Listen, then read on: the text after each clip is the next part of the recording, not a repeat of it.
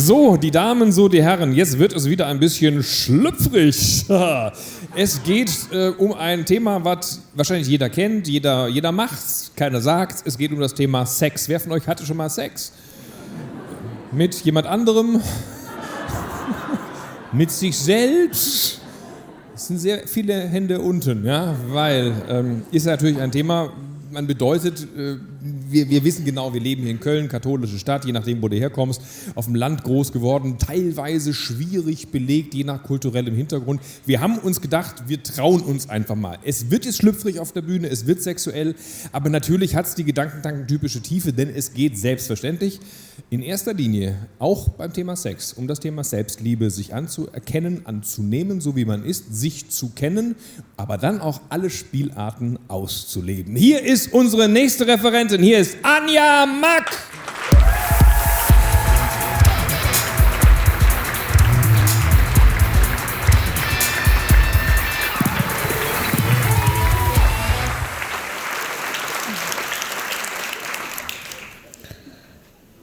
Sicher können sich die meisten noch an ihre Kindheit erinnern. Ich weiß noch, als ich aufgewachsen bin, hinter München, kleines Dorf. Bei uns in Bayern hat man gesagt, das ist ein Kaff, keiner kennt's. Für die, die es nicht verstanden haben, ein kleines Dorf, niemand weiß, wo es ist. Bin ich aufgewachsen, sehr katholisch, wirklich getauft, gefirmt. War dann auch zuletzt Ministrantin in der Kirche. Und kaum zu glauben, dass ich mich an dieses Thema gewagt habe. Ich bin Sexcoach geworden. Das fanden sicherlich nicht alle toll, aber ich kann dir sagen, wieso. Schon in der Schule, da war ich ungefähr 11, vielleicht war ich auch 12, habe ich schon den Sexualkundeunterricht übernommen. Und wir hatten damals einen Lehrer und der hat es so trocken rübergebracht. Der hat nur gesagt, das ist die Frau, das ist der Mann. Ja, und die haben halt Sex, also zwei Geschlechter, die sich vereinen und der geschlechtliche Akt und so. Ich glaube, jeder weiß, wo er herkommt, wie das zustande kommt. Und dann habe ich mir gedacht, das kann wohl nicht sein, oder?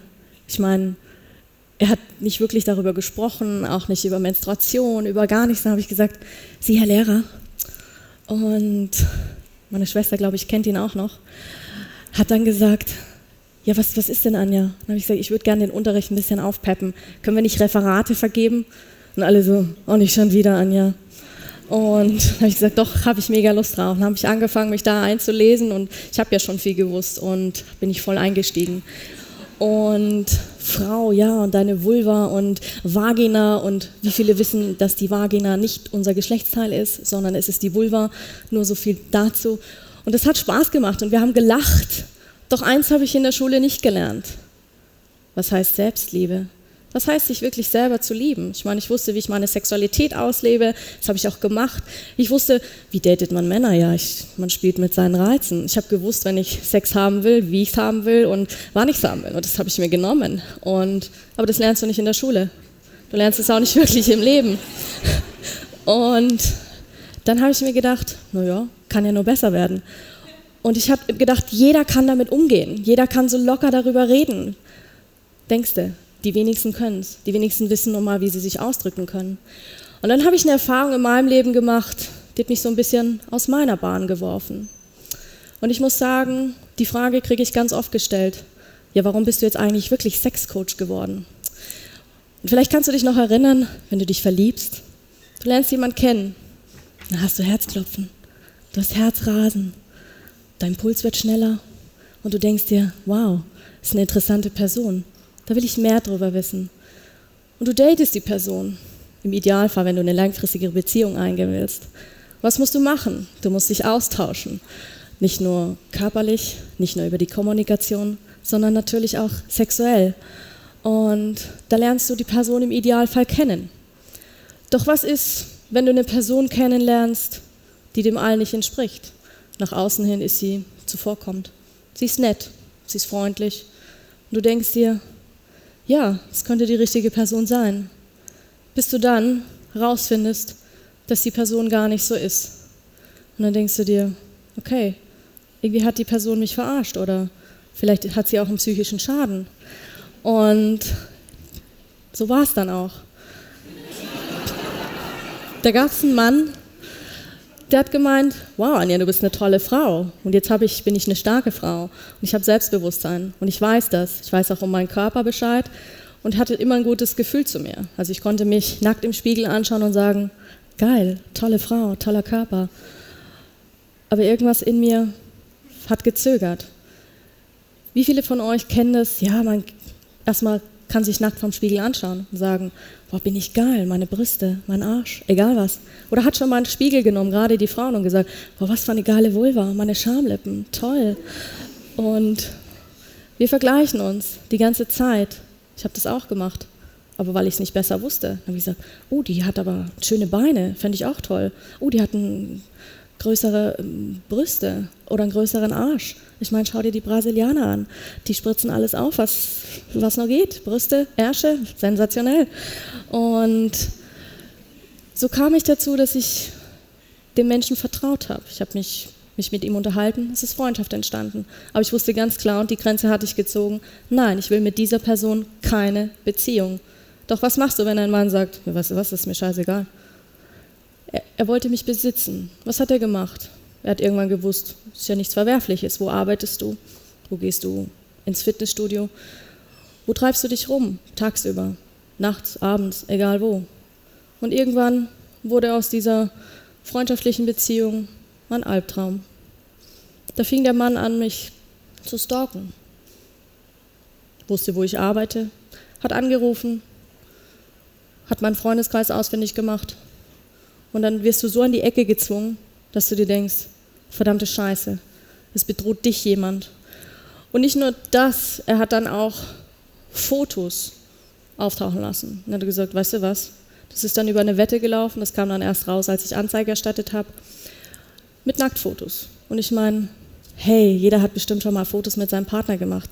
Oder vielleicht auch ein Video, keine Ahnung. Aber das würde man ja auch nicht erzählen. Aber man würde nie denken, dass eine Person an solche Fotos überhaupt kommt. Und dann habe ich mir gedacht, klar, wie oft sitzen wir an unserem Smartphone? Dann denkst du dir auch, schnell eine E-Mail, noch schnell ins Fitness, fahr kurz nach Hause und denk mir, und plötzlich gefriert dir das Blut in den Adern. Und du denkst dir, scheiße, das sind ja meine Brüste. Oh, scheiße, ist auch mein Arsch. Oh, meine Vulva ist es auch noch. Steht nur drunter so, ich mach dich fertig. Wenn du nicht tust, was ich dir sage. Ich weiß, wer deine Schwester ist. Ach, ich weiß auch, wie deine Familie heißt. Und ich weiß, wo deine Freunde leben. Und du denkst dir, blöder Wichser. Soll das ein Scherz sein oder was? Fährst nach Hause und denkst dir, nein, komm, ich bin eine starke Frau, so bin ich aufgewachsen. Habe ich mir gedacht, nein, da passiert schon nichts.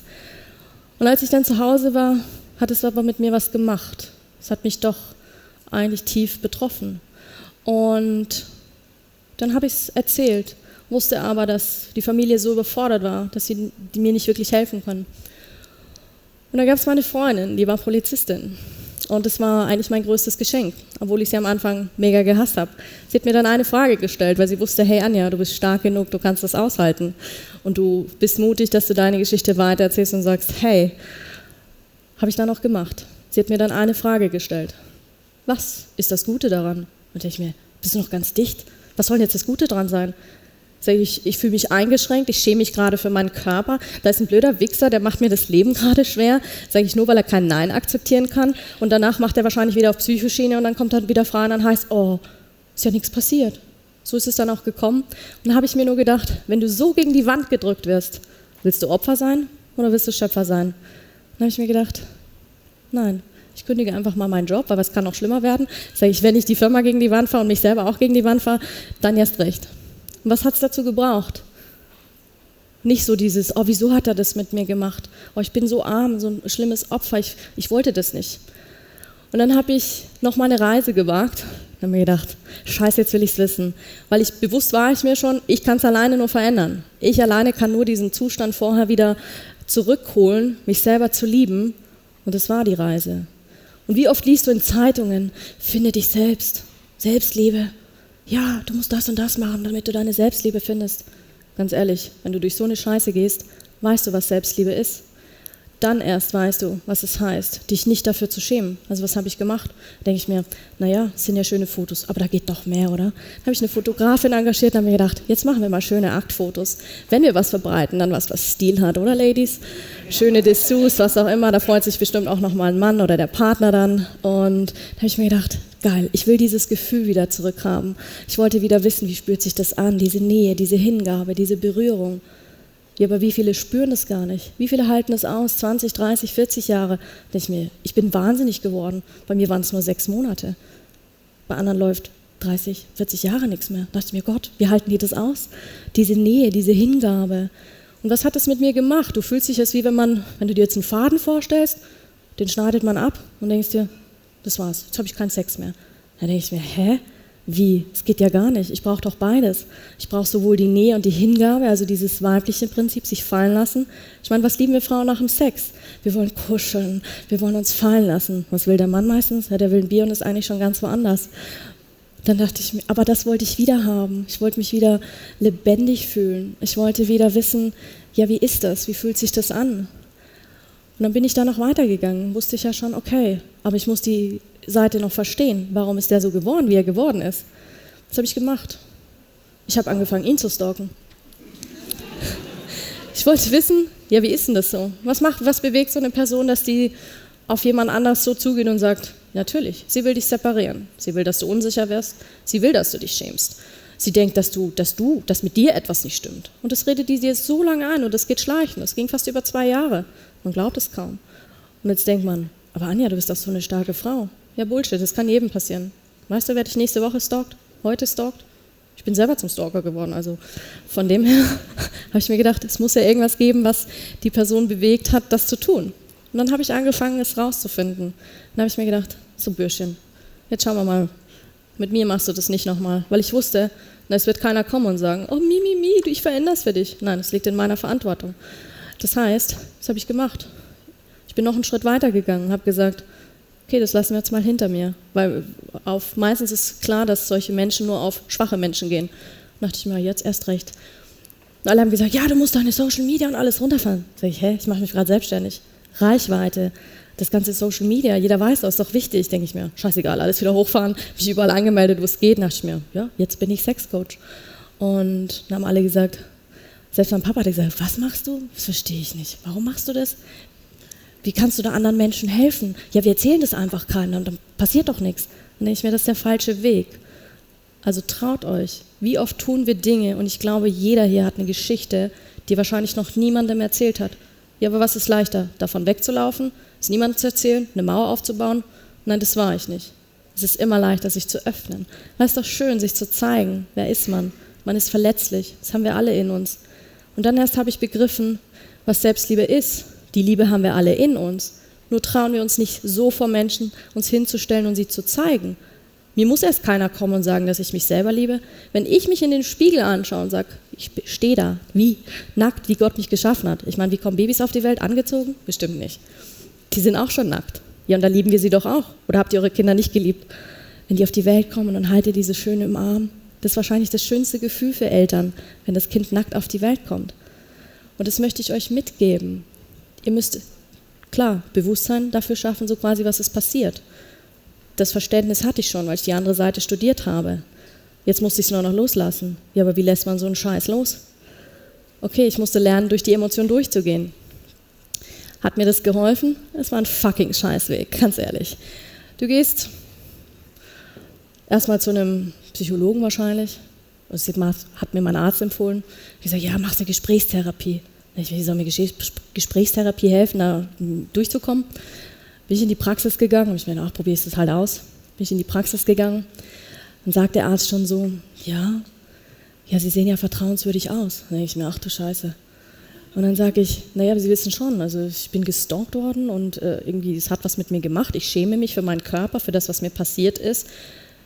Ja, das reicht ja, wenn Sie da mit mir reden. Ich glaube, da ist ein Vertrauensverhältnis da. Ich traue mir das auch, glaube ich, zu. Und dann denke ich mir, haben Sie überhaupt eine Ahnung von der Thematik? Ja, nee. Dann denke ich mir, danke, tschüss, okay. Dann war ich zu Hause, habe ich das meiner Oma erzählt und dann sagt sie, ganz ehrlich, Anja, dann kann ich dich auch therapieren. Trinken wir einen schönen Kaffee zusammen und dann, ja. Und ich habe wenigstens noch Unterhaltung und kann dir wenigstens noch was aus meinem Leben zurückgeben, denke ich mir. Ja, das finde ich genauso. Und dann habe ich mich an meine Freundin erinnert, die war ja Polizistin, und diese geschissene Frage, die sie mir gestellt hatte: Was ist das Gute daran? Und dann habe ich mir diese Frage selber beantwortet, weil das war dann ein Schritt in einem. Ich sage, okay, ich muss, glaube ich, dieser Person vergeben, sagen, ja, die hat es ja nicht besser gewusst. Weil im Endeffekt, was hat die Person gemacht? Sie hat ja auch nur nach Anerkennung gesucht. Sie hat nach Anerkennung gesucht, jemanden gesucht, den sie quasi separieren kann, den sie mit Liebe überschütten kann. Vielleicht bekommt sie auch was zurück.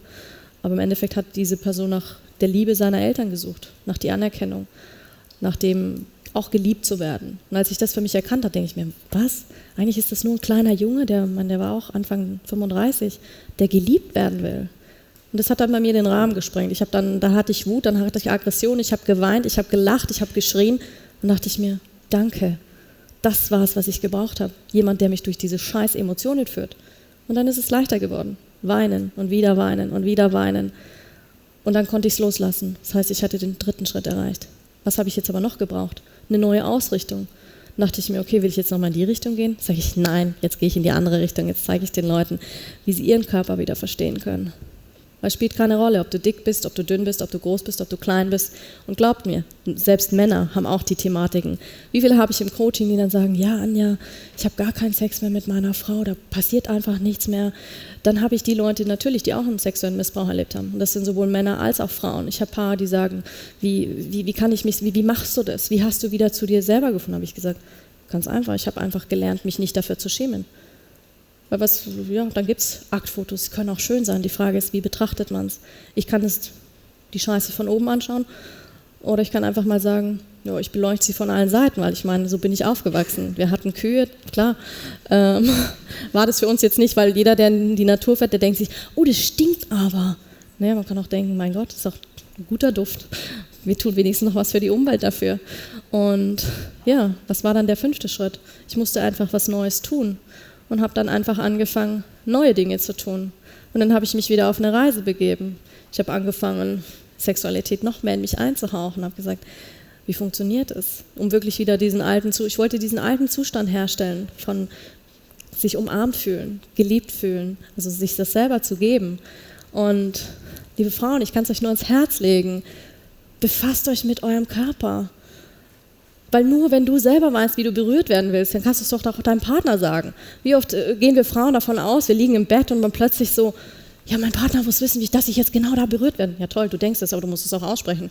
Wenn du meinst, du willst in der Halskuhle geküsst werden, musst du das deinem Partner auch sagen. Der kann nicht wissen, dass du das gerne hast. Ja, aber wenn du es selber nicht weißt, wenn du es selber nicht erfahren hast, wie kannst du es deinem Partner kommunizieren? Du kannst es annehmen und dein Partner guckt dich dann an während des Akts so, hast du überhaupt Spaß? Und glaub mir, Männer merken das. Weil wir haben beide Energien in uns, sowohl die männliche als auch die weibliche. Und da spielt es keine Rolle, du musst die nur lernen, wieder zu leben. Aber wir werden in der heutigen Welt so darauf hintrainiert, dass wir Frauen männlich sind, dominieren im Business. Das hat alles seine Vorteile. Aber trotzdem solltet ihr eure Weiblichkeit nicht verlieren. Und ein Mann will auch bestimmt nicht mit einem Energievampir ins Bett gehen. Also entweder gibst du ihm Energie oder du ziehst ihm Energie. Ich glaube, was macht mehr Spaß mit einer Frau, die Energie hat oder die keine Energie hat? Also ich glaube, es macht mehr Spaß mit einer Frau, die Energie hat, die richtige Energie hat. Damit meine ich jetzt nicht, dass ihr im Fetisch einsteigen sollt, Hardcore-Sex haben sollt, nein, sondern generell einfach, an was denke ich? Ich meine, wir Frauen sind beim Akt dann schon wieder bei der Einkaufsliste, bei den Kindern, beim nächsten Zahnarzttermin, was auch immer. Und wenn ich die Frauen frage, sage ich, was macht dir Spaß? Naja, es gehört halt dazu. Sex sollte niemals dazugehören. Niemals.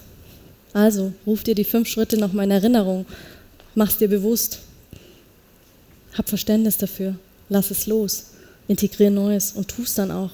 Und am allerwichtigsten, liebe dich selbst. Dankeschön.